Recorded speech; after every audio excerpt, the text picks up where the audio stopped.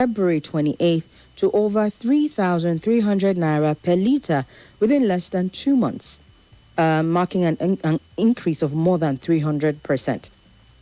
The letter, which was addressed to the Executive Secretary of the Major Energies Marketers Association of Nigeria, MEMAN, Mr. Clement Isong, and copied to top government officials, including the president, the airlines warned that the situation has become unsustainable. There was, however, a swift reaction from the MEMAN Executive Secretary, which told Daily Trust newspaper that he is unaware of the prices being quoted by the airlines, while he also dismissed the allegations of extortions leveled against marketers. According to him, the price hike, which is not as bad as the figure quoted by the airlines, was driven by the tensions in the Middle East, which has caused disruption in the global oil market. So this is the reason why he's saying there's been a hike in prices from 900 naira in February to 3,300, even though he's disputing the figures. However, the AON did not rest. They did a letter following up asking for proportionate review of Jet A1 price. And in that letter, they asked, they're giving notice that if the current trend persists, all the airlines in Nigeria will be forced to suspend operations with effect Monday. And then they ended it with, this is our final plea. So they're pleading, they're not demanding, asking for some sort of an intervention, if you will. According to them, they are facing existential threats with grave consequences to the overall well-being of the country. The group disclosed that one airline has actually been forced to halt operations since March 13 of this year, warning that others could follow if urgent action is not taken. They are terming what is happening as far as the increase in Jet A1 price as arbitrary. They're saying it is arbitrary.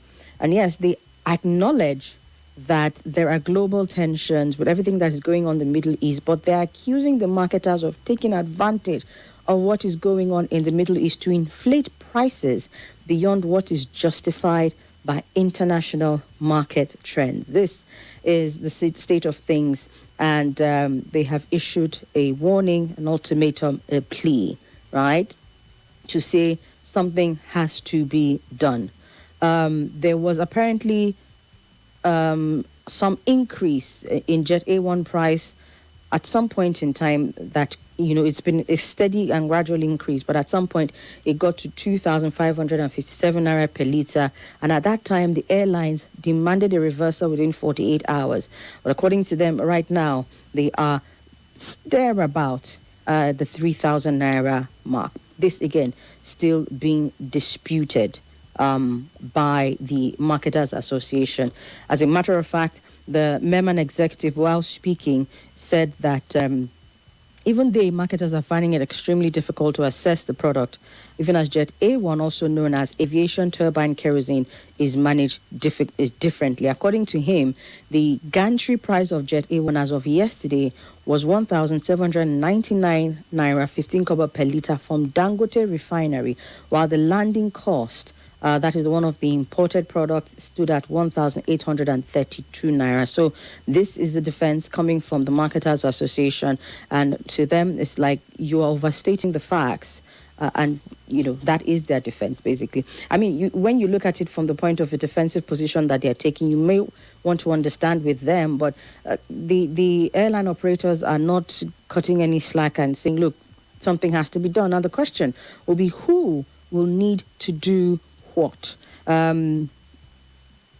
First of all, you are considering the fact that you will have to consider the fact that a lot of what is happening in terms of the need to fly by air. If you've spoken to one or two family members who travel regularly, will tell you that they're doing that because of the state of insecurity if you travel by road. And now you're having an aviation fuel crisis that is coming to even cut off what some people may use as an alternative if they follow through with the strike come Monday the 20th. In this instance now, we're thinking, yes, the federal government has said, no, there's going to be nothing as far as PMS is concerned. But do you think that they may have to consider some sort of intervention. I don't want to use the word subsidy, but let's say intervention as a way of a duty of care, that they might be considering subsidizing the aviation fuel specifically to prevent a surge in what we're seeing on our roads. Do you think that the federal government is going to do that? Do you think that that is something that should be done for the aviation sector? Domestic airlines are claiming that the 3,300 naira, according to them, this is them, while Meman is stating another amount, they are claiming that it is artificial, noting that global prices indeed rose roughly by 30%, but the local price of Jet A1 rose by 267%. How do we account for this astronomical increase? I mean, even if you were to go by the figures that Meman gave, you'll still be hovering maybe somewhere over 100%. So it doesn't seem to be matching 30% globally and at the very least 100% increase, or even not more, back here at home. So this price gouging matter, is it a reality that we tend to see, especially when it comes to fuel marketers? Yes, some Nigerians will complain, and I think that was really a reality before the stability, to some extent, that Dangote refinery is said to have brought. They would just go astronomically high, and it's either you're buying or you're not buying. You deal with it. But in this case now, this is what is being experienced by the airline operators. And, you would think that the Dangote refinery intervention, too, might also be helping to reduce prices here, but we're not seeing anything in this area. These are some of the questions that have come about as a result of this report, and the phone lines are open in case you want to get in on it. This is not the first time that the airline operators of Nigeria are threatening a shutdown. A threat occurred in 2022. So you also have to consider, is there a real and major problem for airline operators in Nigeria? You look at businesses across the country and everybody's trying to stay afloat. Could this also be the case for airline operators in Nigeria? Is it a case of undercapitalization that makes them prone to all of these crises from time to time? Is the operating environment in the country hostile to the very survival of domestic private enterprises? Some other questions that we'd like for us to answer. So let's go to the phone lines and get talking. 0809-597-4869. On WhatsApp, it's 0809-993-0137. Some see aviation as a luxury sector that shouldn't receive help from the government. But if we toe that line, at the end of the day, who gets to suffer it? Isn't it the average person who decides to take a flight?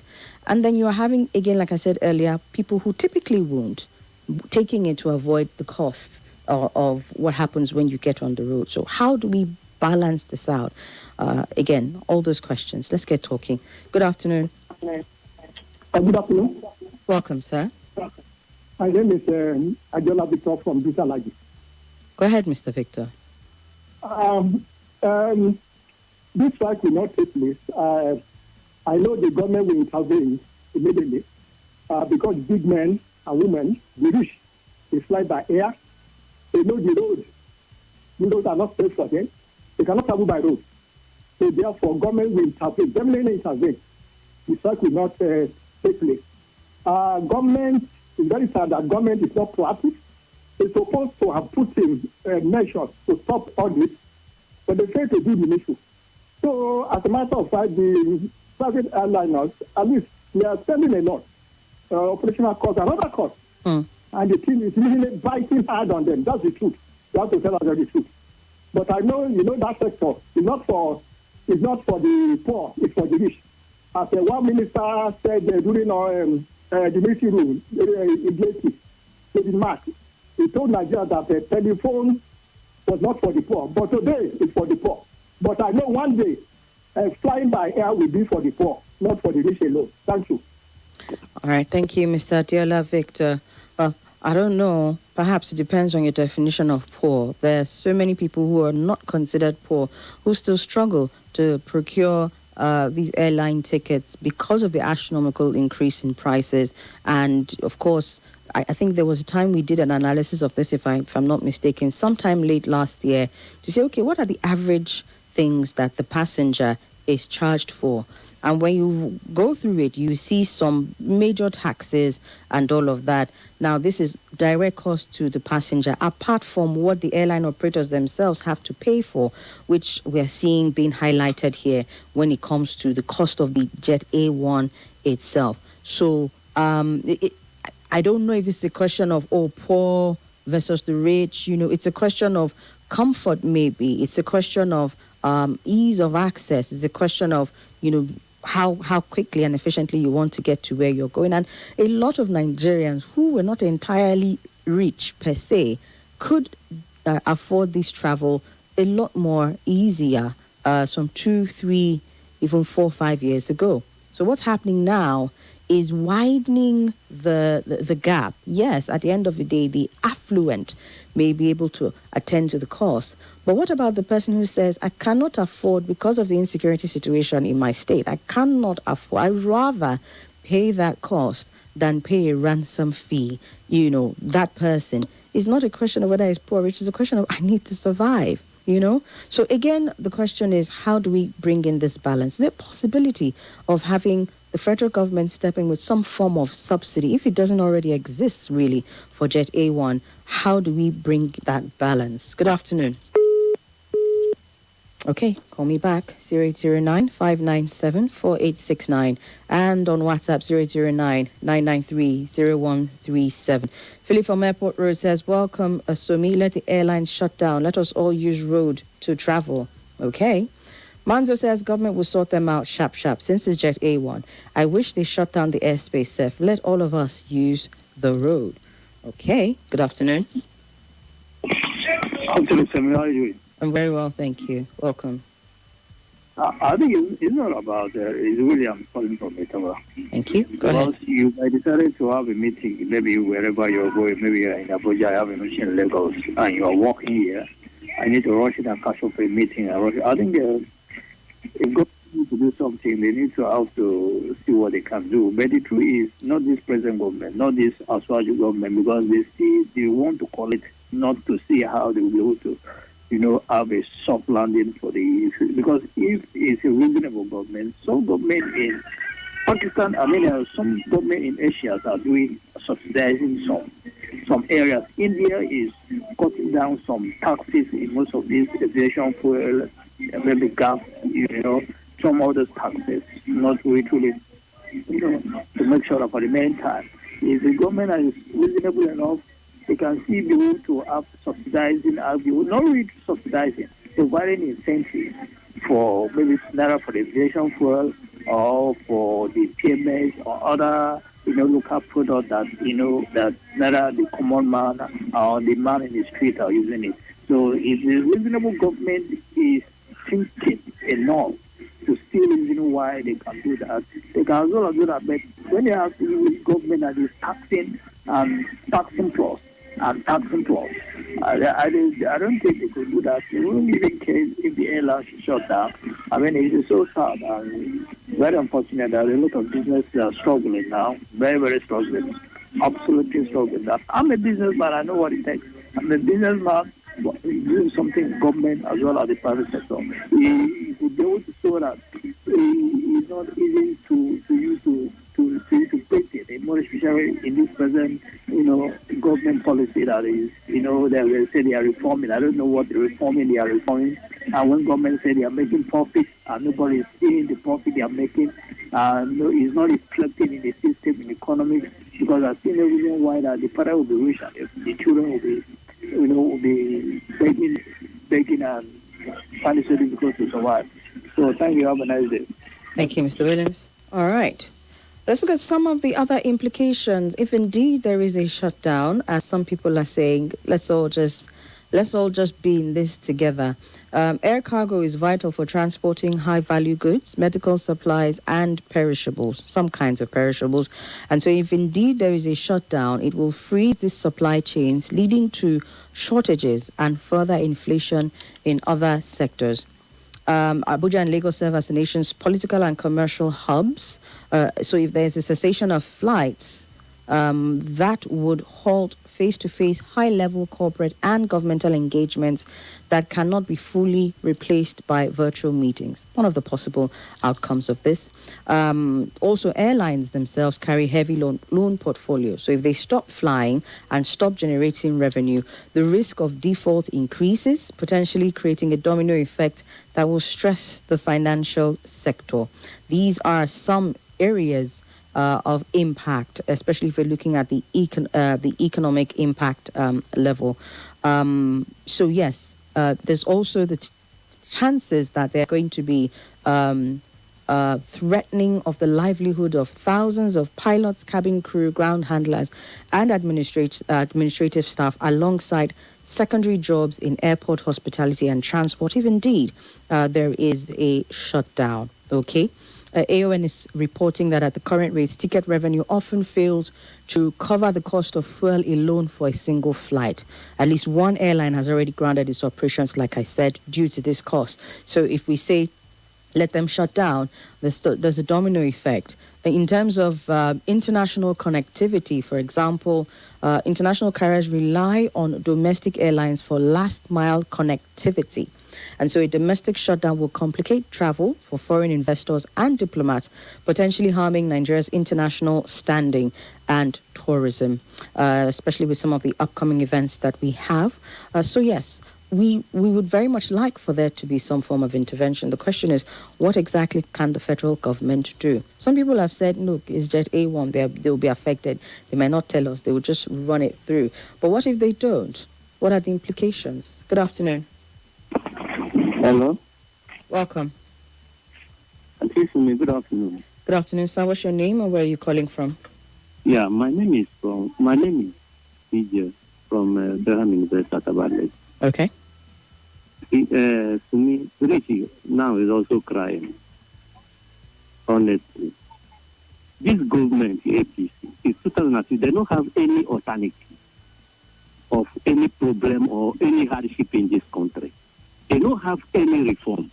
They don't have any palliative measure to question of any hardship who will come to this Nigerian citizens. They don't have it. You understand? Tell me, in which situation? Is it insecurity? Is it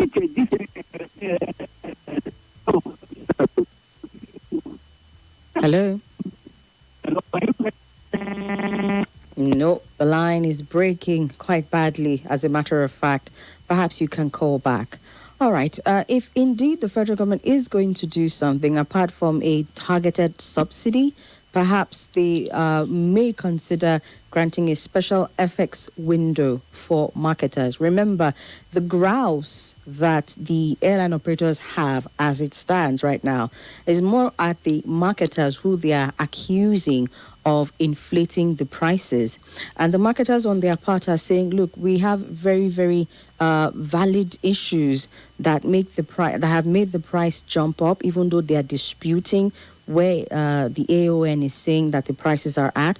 They're saying there's monitoring and surveillance of every single molecule of the Jet A1 from the refinery all the way into the planes. So to protect the quality of the product, they say they incur a lot of expenses along the way. And then finally, with the lab test, all the equipment used to remove water on the product so that when the product is high in the sky, it doesn't freeze. These are all the things that bring the additional cost. And when you compare it to other products that don't have these characteristics. So the marketers themselves are putting forward their own defense while also disputing the price. And the operators are saying, you guys are using us to catch crews, basically. So their grouse in particular is with the marketers who are responsible for this particular product. So if the federal government is going to intervene, perhaps they might have to do with something around the special effects window for the marketers so that it can reduce their costs and they don't get to transfer it to the airline operators who then get to transfer it to the average airline passenger. So there must be something that should be done, and perhaps for a longer term, because again, like I said, this is not the first time they're threatening to shut down, and we would rather not have to do with all of this or every 1 or 2 or 3 years. Okay, we'll take one more call and then we'll move on to the next story. Good afternoon. Hello? Hello, can you hear me? Okay. Good afternoon. Hello? Welcome. Yeah. CJ calling back. All right, I hope your network is better now. Go ahead. Hello? I can hear you, CJ. Yeah. What I'm saying is this: no, any help federal government have. They don't have they don't have the assistance to solve all this problem. I'm telling you this. Tell me the problem they have solved before. Tell me, is it the scarcity of oil of fuel? What a problem federal government have? If this government doesn't have anything to offer for this country, since 2015, what are we suffering? Is it today that these problems can? So when you people are telling us palliative measure, all this and all that, I'm telling you they don't have all the economy. They just carry all these things put for his brothers, his Yoruba brother for Lagos. That's all and everything to Potai. So let the rich cry like or like pop masses in Nigeria are crying since. Tell me, how much dollars is there? They cannot do anything about it. I mean, what are we talking about? Let us join hand and make sure that this government will not continue where Buhari stop. All right. Thank you very much. That's your time. Let's take the second story. And as far as this one is concerned, it has to do with a security report that just happened to make its way into the public space. It was an internal memo released by the Nigerian Customs Service, or better still, leaked from the Nigerian Customs Service, talking about terrorists planning to attack airports, prison facilities in Abuja and Niger State. This report revealed plans to attack Abuja and neighboring Niger State. And according to this memo, released, again, some people say it was leaked because I remember seeing this memo, I think it was 2 days ago or so. And I was very, very slow to speak on it because it had some of those telltale marks and you couldn't really be sure, you know. So it may have started out as a leak, but now reports are having it that it was indeed released. But then again, talking about attacks being planned by fighters of ISWAP, that is Islamic State West Africa Province, the Sadiku-led Boko Haram faction, Ansaru and Jamaat Nusrat al-Islam wal Muslimin, just the JNIM. So all of these groups. The Sadiku Boko Haram faction operates alongside Ansaru and JNIM in the vicinity of the Kainji Lake National Park, according to reports. Now, in July of 2025, intelligence sources said that the group moved from Shiroro local government in Niger State to the Kainji axis, where it kidnapped more than 300 students and staff of St. Mary's Catholic School in Papiri. We're aware of that. This group was also responsible for the abduction of more than 100 women and children from Woro in Kwara State, Kasuan Daji and Konkoso in Niger. This purported memo, apparently dated 13th of April and signed by Timi Bomodi, Deputy Comptroller General, heading the Enforcement, Inspection and Investigation Unit, stated that the terrorists are targeting Nnamdi Azikiwe International Airport, the Kuje Custodial Center, and a military detention facility in Wawa, Niger State. The 2-page document seen by various news reports stated that ISWAP fighters, led by the group's leader in Kano, have already infiltrated the FCT in preparation for the attack on the airport and Kuje prison. It noted that the attack on the military detention facility in Wawa is being orchestrated by the Sadiku-led Boko Haram faction in collaboration with Ansaru and JNIM. According to the report, the intention is to release detained terrorists and inflict significant damage on critical aviation infrastructure. The report stated, adding that the planned attack on the airport is similar to the Islamic State's attack on aviation facilities in Niamey and Tahua in the Niger Republic. This suggests a possible intent by terrorists to replicate the attack patterns within Nigeria, the memo stated. A customs spokesperson, Abdullahi Meiwada, acknowledged the memo but said it was a leaked document, not meant for the public. Mr. Meiwada described the content of the memo as issues of national security, adding that he was not authorized to speak on such matters. Well, given the planned assault, the customs has called for enhanced security measures and increased patrols around critical infrastructure, particularly its FCT command and the airport. It's also directed its operatives to strengthen surveillance and protective coverage around the airport and other strategic assets within the FCT and its environs. All visitors to customs commands and facilities should be thoroughly screened, and persons without plausible reasons for visit will not be granted access. This is also a response in the memo to the planned attacks. The customs also instructed operatives to place proactive and coordinated measures and preempt and mitigate any potential threats to all identified vulnerable points within their areas of responsibility. There's a lot also going on, including directives to anti-smuggling teams in zones B and D, the Customs Police Unit and the Customs Intelligence Unit to deploy reinforcements to secure Customs Headquarters, its FCT commands and other critical assets within the identified target areas through coordinated patrols and enhanced surveillance. Now, there have been similar attacks in Abuja and neighboring Niger State, where at least 3 insurgent groups and bandits hold sway. Talking about as far back as 2022 in October, when terrorists attempted to breach the Wawa Cantonment, which is a military detention facility in Borgu local government area of Niger State, believed to be holding numerous insurgents in a bid to free their captured comrades. This attack was repelled and many of the attackers were killed or arrested. And this failed attempt came months after the coordinated attack on Kuje Correctional Center by ISWAP, Boko Haram, and Ansaru, which led to release of no fewer than 64 terrorists. Many of the escapees, including Abu Bara, have been recaptured by the State Security Service, and Abu Bara was rearrested alongside his lieutenant Mahmoud Al-Nigeri. They're currently facing terrorism and other charges, including illegal mining. But it's looking like if this memo is anything to go by, the terrorists are planning some sort of a repeat attack. Now, there are concerns, of course, about especially the planned jailbreak if it does happen. What are the risks? A successful attack on the custodial center mirroring the 2022 Kuje prison break will reintroduce hardened insurgents into the population, potentially fueling a fresh wave of violence across the North Central region. Like they're not having enough of that already. So this must be prevented at all costs. Also targeting the international airport, which is the gateway to Nigeria's seat of power, is signaling a shift in their operations towards higher value symbolic targets. This will mirror recent patterns seen in the Sahel, particularly Niamey and Tahua, which would suggest a Sahelian spillover of tactics into Nigeria. So there is a lot of intelligence that needs to be done to ensure that any such attack is put to bed. Like it shouldn't even see the light of day at all.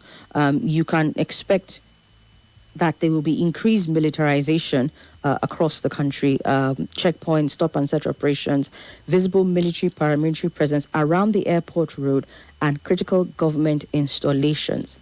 But even without a successful attack, this high alert status is said to lead to more rigorous and slower screening processes, as international airlines may review their flight frequencies to Abuja if they perceive the risk to be too high. We're looking at all of the possible impacts of this one. And this will also perhaps explain why the U.S. authorized the departure of non-emergency personnel and closed its embassy early April this year. This is a red flagging of the capital that will lead to other diplomatic missions and multinational corporations to scale back operations, and these things will impact FDI and local business confidence. Now, there is also the societal and psychological effects. So, first of all, the fact that this was leaked is cause for concern in the first place. Well, some would say, well, it may have been done to put the public on high alert, but at the same time, it speaks to a sort of, how would I put this now? It speaks to a sort of a failure, I think, in terms of the systems from whence this report or this memo generated. Okay, what are the thoughts around this? Let's get to you. and speak for a few minutes before we get to the news at the top of the hour. There are certain effects that this report, this memo will cause amongst the public. And at this point, I think that there should have also been an authoritative response coming from the government when you are looking at the possible targets that these attacks will be aiming at, right? We should be on the offensive right now, as a matter of fact. Some would say that this memo, in a way, will put us on the defensive, but we've been calling for, the government to take on a more offensive position, more proactive position when it comes to fighting insecurity. And perhaps, in a way, the fact that this memo is available shows that there's intelligence available to them. But we would have expected that with it making its way into the general public, we have an immediate response from the federal government to say this and this is what is being done. Niger State has been under sustained attack for a couple of months from these terrorists, and now we are hearing that they are planning to come further inwards to the Federal Capital Territory. We should be getting assurances at this point. Yeah, we should be. Okay, there seems to be an interagency gap as the customs is stepping outside its mandate now because they feel the primary intelligence agencies might not be acting enough. Why is it that this is generating from customs? That's another question. Or perhaps they're the only ones that got their own memo leaked. But we need to see more in terms of interagency cooperation. We need to see more in terms of proactive response from the government. And I don't know, do you think that you are getting that? Do you think that that is happening? Let's talk. 0809-597-4869. On WhatsApp, 0809-993-0137. Good afternoon. Hello? Hello? Yes. Yeah, yes, William. Okay. Mr. Williams, you're back again. All right, let's take it very quickly so we can take others. Yeah, I think his item is intelligence is do something about it very importantly because those memo bringing out the product consumption is very important. I think the intelligence community have to rise up to occasion because I think his item is it have to take this for the criminals. Mr. Williams, your network is not very clear. Hello, can you hear me? It's going in and out. But proceed, please. I think this item they need to take things more to the criminals wherever they are. Because this is one of those things you are seeing that any president will stand up yesterday and be talking whatever he come out of his mouth that politics is close by. That's what this is the issues. The issues is taking this security very seriously. I think in my summary, okay, Mr. Williams, apologies, but we have to let you go. It's not great the second time around, but at least we caught the initial part of what it is that you are saying. Adebari Awodoye says, it's custom that is receiving intelligence report on terrorists now, not DSS, police and NIA. Nigeria is like a movie. Well, again, like I said, it's possible that they were the ones who got their own leaked.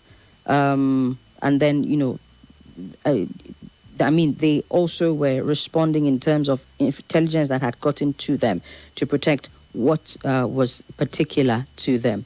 It's not clear that they were the only ones that got this report. Okay? Good afternoon. Good afternoon, Sister Somi. Welcome, sir. It's Mr. Gideon from Gwagwalada.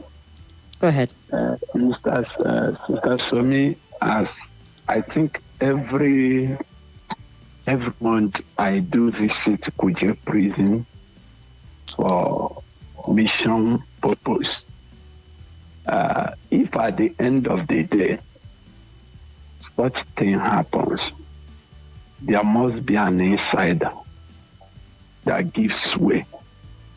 Because from the junction to the gate there, we know what we would go through before entering there. Then when you enter in, there is computer machine there that screams everybody. Even your slave, your shoe must pass through that machine before you can get in. So if at the end of the day such a thing happened, something went wrong from inside. So I don't believe that with the heavy security that place, such a thing should happen. Thank you. Mr. Gideon, before you go, I want to ask these security checks and everything that you're talking about that you see, has it always been like that, or was it upgraded after the 2022 attack? Since 3 years now, Okay. I started going there. This thing is like that. Okay. The security there is very intact. So if something happens, there is an insider who Okay. give way for it. All right. Thank you. Thank you, Mr. Gideon. 3 years ago is 2023. So that I was going there next to say, seeing as these prisons, these facilities in Abuja and Niger State are an apparent target for these criminals, I was going to ask if there have been any physical or technological upgrades made to the place since the 2022 attack to better prevent it from these kinds of things. Okay, thank you for calling, Mr. Gideon. Good afternoon. Good afternoon. Welcome. Yeah, my name is Bit from Federal Zimbabwe. Go ahead, sir.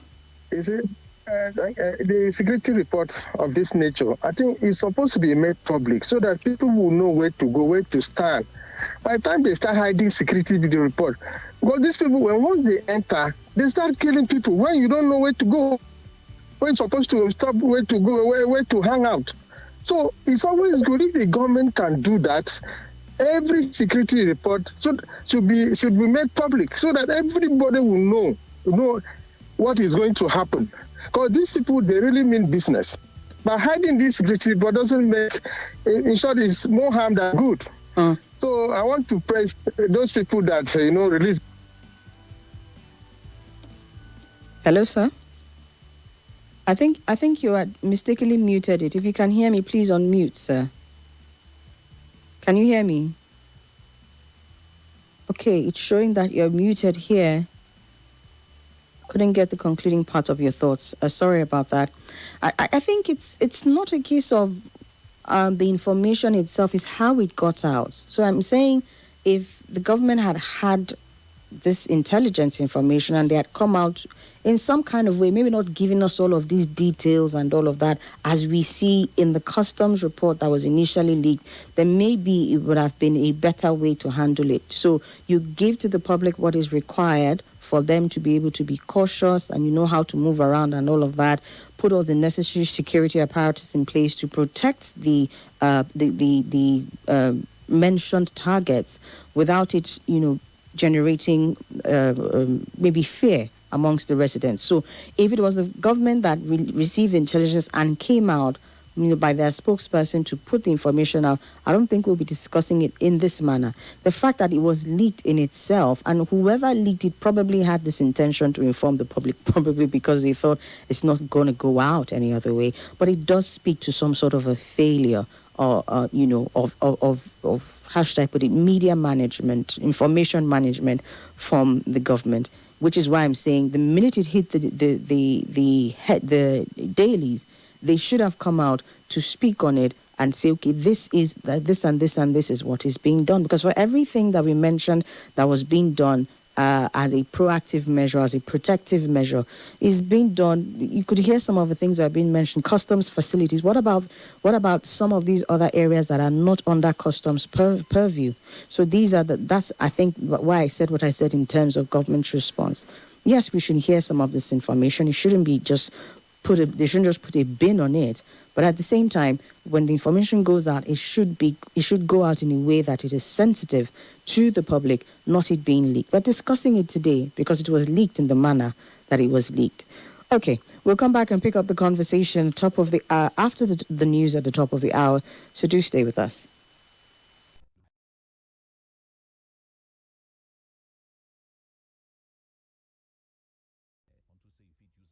For your house, office, or religious buildings, have calci seal and calci craft sealing products. We live for clean and pattern.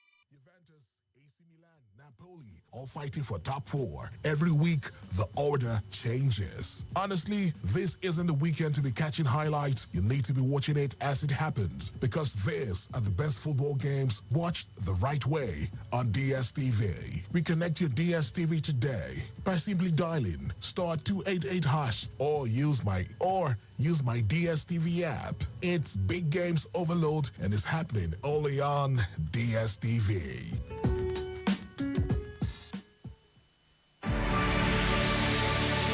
Let's talk about the biggest conversations made of trustworthy ideas passionately connected to everyone. Let's talk on Nigeria Info 95.1 Abuja.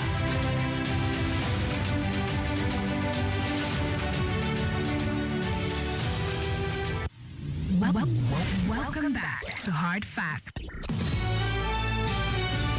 This is Hard Facts. Hard Facts. Hard Facts. On 95.1 Nigeria Info.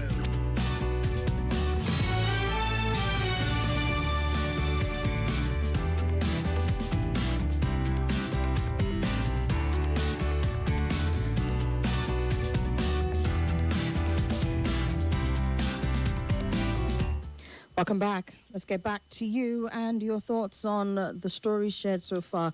It's the big three here on your number one talk station, 95.1 Nigeria Info. We started out with the concern by airline operators of Nigeria concerning the hike, which they've called arbitrary in aviation fuel price, and they are threatening a shutdown come Monday if there is nothing done to avert the situation. And in our second report, a second headline, we're looking at a memo that was put out, let's just call it that, concerning planned attacks on the airport in Abuja, as well as correctional facilities in Abuja and Niger State. Associated Press also obtained the memo that we are talking about. And there is also concern that the plan is similar to the attack in Niamey, the capital of Niger Republic, that happened in January, when terrorists attacked an Air Force base, wounding 4 soldiers and damaging an aircraft. And then as far as the correctional centers, apparently their plan is to release detained terrorists and inflict significant damage on critical aviation infrastructure. All right.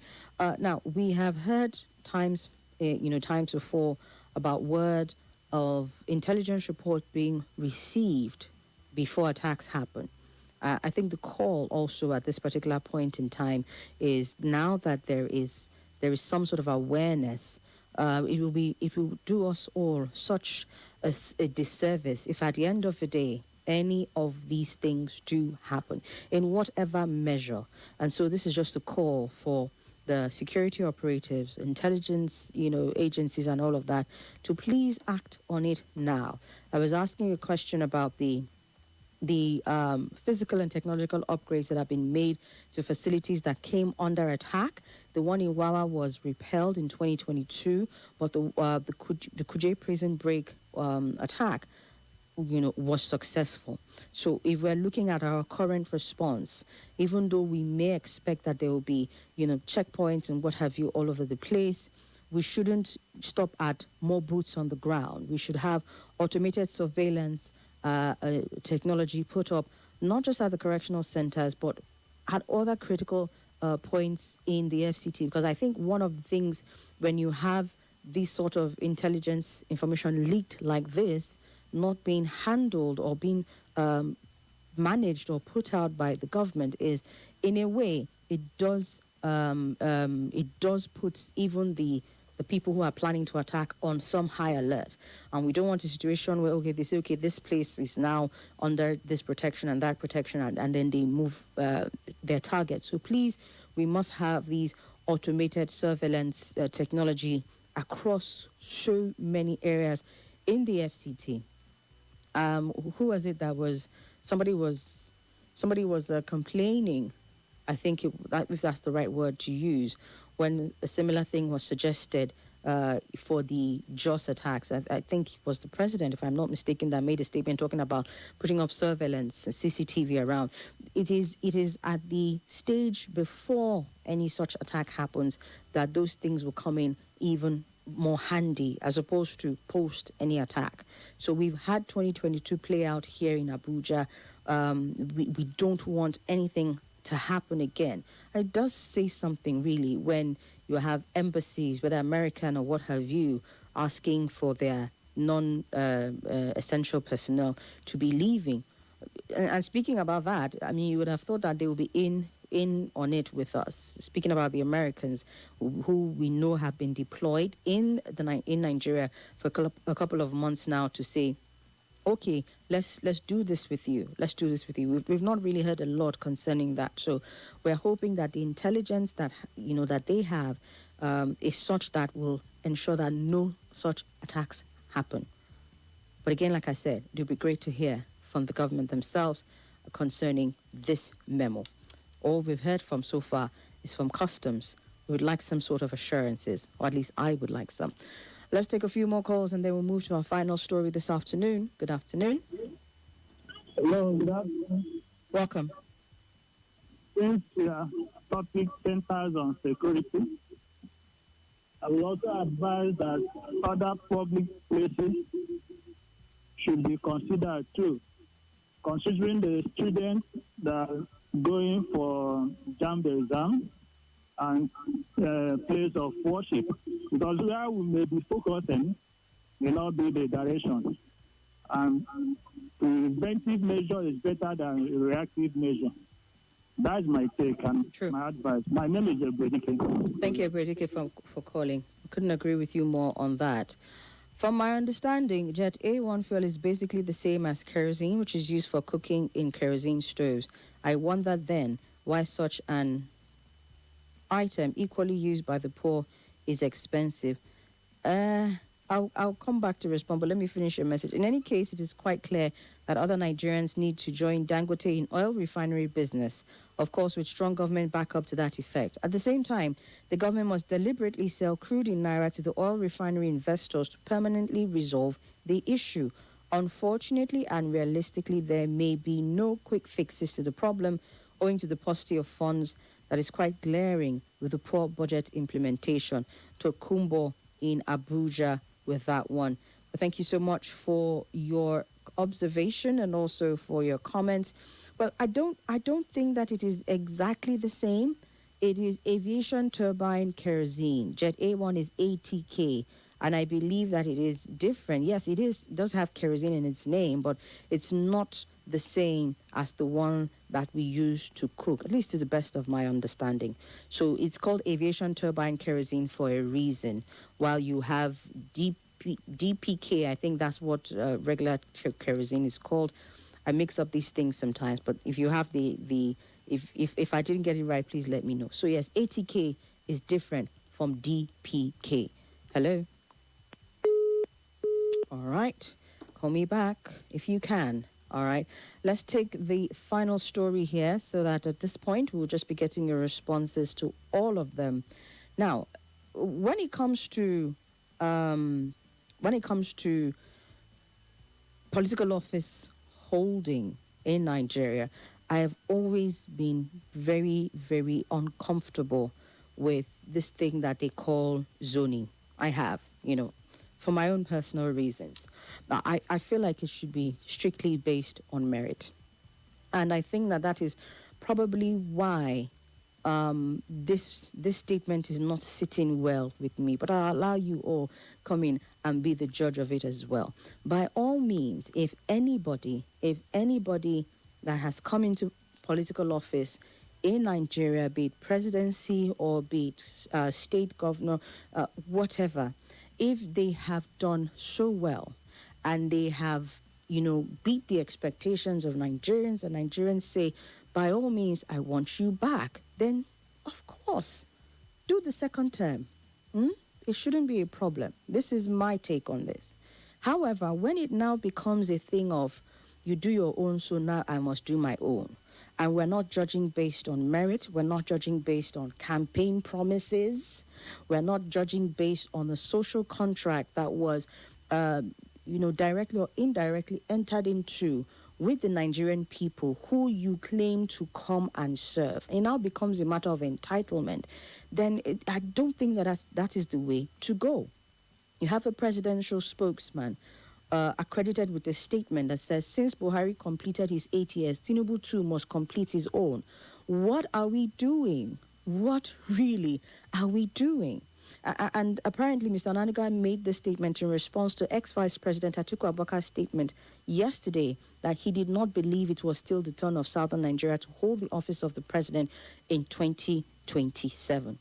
So Atiku comes out and is, as he has been known to do, I mean, given his antecedents, talking about, zoning this, zoning that, and then so 8 years this, 8 years that. And then the response from the presidency is, this person did, so me too, I will do. I would have expected a more fact-based response as to why he feels like this current administration should continue in 2027, beyond a case of somebody did it, so I should do it as well. Mr. Nanuga said Atiku has a history of jettisoning an unwritten rotational principle that many citizens agree to. I'm not one of those citizens. Let me just put that out there. Apparently, this unwritten rotational principle allows the office of the president to rotate between the North and South every 8 years. And you might want to argue based on, it gives an equal footing. That's fine. It may have been what is persisting, but I'm always all for what should be the ideal. What should be the ideal? Because if we were doing this based on merit, if we're doing this based on whatever accomplishments that can be attributed to President Bola Ahmed Tinubu, then nobody will come and say it's turn by turn. We're back to Emiloko, basically, when it comes to this statement. So, Mr. Nanuga saying that since Buhari completed 8 years, Tinubu must complete his own, for me, doesn't read right. Okay? Now, yes, Atiku is from Adamawa in northern Nigeria and is seen as a leading aspirant for the presidential ticket of the African Democratic Congress. He has his history. He has his history, all well and good. You may accuse him of certain things as far as political party movement, yes. And you may even accuse him of having violated an agreement that saw the PDP end up where it did in the last presidential election. But as far as a response from the presidency on what Atiku was saying about rotational principle, we have to be doing better than this. I don't know. Perhaps this is a conversation not just to Mr. Nanuga, but to every other person who tends to speak for the presidency. We need people who can speak to more of facts than these things. He started his statement, as we've come to see with Mr. Nanuga, sometimes in his responses, with some very scathing words. Yes, Atiku this, Atiku that. As a matter of fact, his first statement was Atiku will never learn, and then you go and you list out all of his wrongdoing. But at the end of the day, your defense as to why this president should come back in 2027, again, has to be way more than somebody did it, so I would do it as well. Let's come back to what our constitution says. Nigeria's 1999 constitution, as amended, provides for a 4-year term with the possibility of a second, not a guarantee of a second. So when you see statements like this, you begin to ask, are we now undermining the constitutional power of the Nigerian voter to perform a 4-year performance review because of the sense of entitlement? Why did Buhari do 8 years? Use that logic. If it was a case of he was doing well and you wanted him in office. I mean, we also know that this current president is part of the reason why Buhari was able to do 8 years. Perhaps this statement now is insinuating in some way that, oh yeah, let him go ahead and do it, even though you know by some of the matrix, if not all of them, that he didn't perform optimally. But you allowed him to do it so that you can also have your turn. What does that say about the social contract with Nigerians? You are having fuel subsidies removed, subsequent inflation, no lights. At least let's hang on to that one word that the president said: if I don't give you lights by 2027, don't vote me back. He says that, and the obvious, the intelligent, if you will, the average Nigerian is saying, I can hold you to this. This is a contract that you signed with me verbally, if you will, but you promised me this, and on the basis of this, if you don't give it to me, that should make it a little difficult for you. You will have to prove to me beyond reasonable doubt why I should bring you back in 2027. But the statements from Mr. Onanuga is speaking to some sort of entitlement, and I cannot understand that. That cannot be the only justification that the previous administration did 8 years.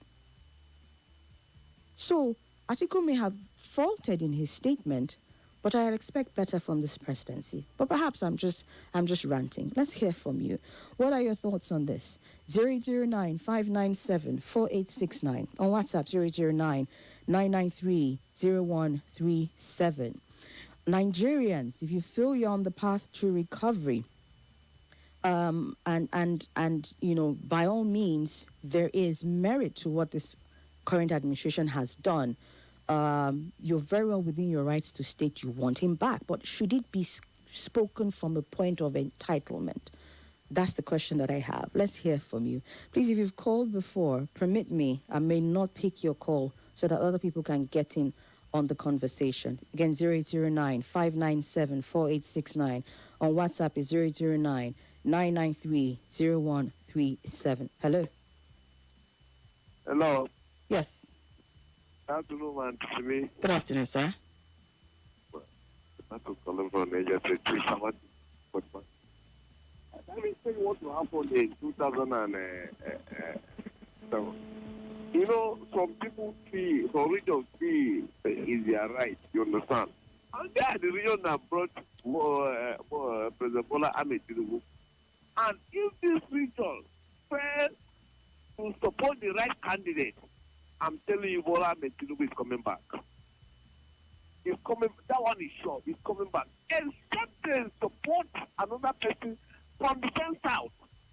If not, Bola Ahmed Tinubu is coming back. You understand? So that is it. If they support the right candidate, or that will still vote Bola Ahmed Tinubu back. So that is it. Thank you very much. All right.